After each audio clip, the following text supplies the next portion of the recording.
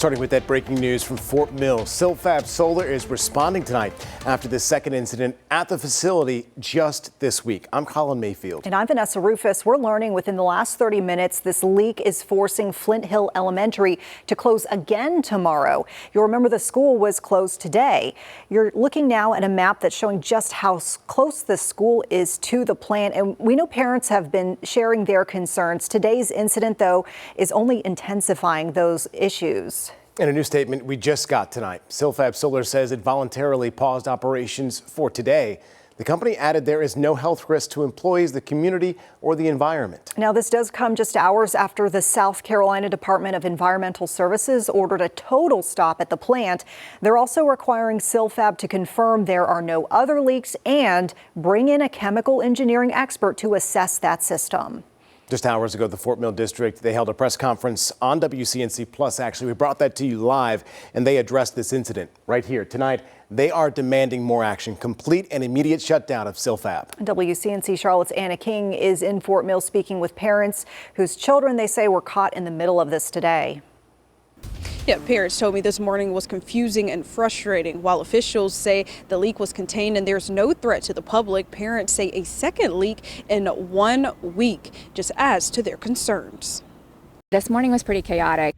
Lisa Gunner says Thursday morning she was dropping off one child when her husband called with news about the other son at Flint Hill Elementary. My husband called and said we need to go pick up our other son who's at Flint Hill Elementary. Just after 8:30 Thursday morning, York County Emergency Management confirmed a leak involving hydrofluoric acid at the Silfab Solar facility.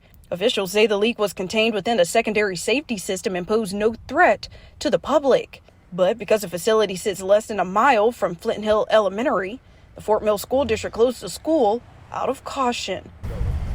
The incident comes just 2 days after another chemical spill at the same facility, but about 300 gallons of potassium hydroxide was released on site. That first spill prompted state environmental officials to order Silfab to pause operations and stop accepting new chemicals while the incident is investigated.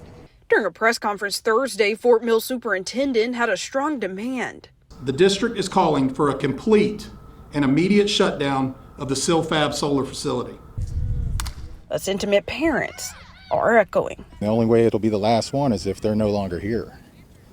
They really need to, the government needs to step in, the state government, the county, everybody needs to step in and get them out of here. And Silfab Solar says they are addressing the issue in coordination with DES and local officials. They also say there's no health risk to employees, the community, or the environment. In Fort Mill, Anna King, WCNC Charlotte. Tonight, South Carolina leaders, they are calling for answers on the Silfab incidents. In the last few hours, we spoke with South Carolina Attorney General Alan Wilson on WCNC Plus. He says parents should never have to worry about anything like this, specifically dangerous chemical releases near their children's classrooms. What I can tell you is our office was on a call earlier today with the director of the Department of Environmental Services, among other state agencies. And we are doing a complete and full investigation and review on the matter involving what occurred at Silfab. We obviously don't want to go into too much detail as to what we know or don't know because right now it's ongoing. But we are exploring all of the facts. We are looking at all of the evidence. Obviously, we ask community members who may have information to reach out to our office or to the Department of Environmental Services. And of course, we'll keep you updated as this story develops. Meantime, turning to this, we are seeing other officials weighing in. South Carolina Congresswoman Nancy Mace calling for full accountability and a complete investigation into Silfab Solar. In a statement to WCNC Charlotte, she says in part, quote, "This week, Fort Mill residents' worst fears came true twice."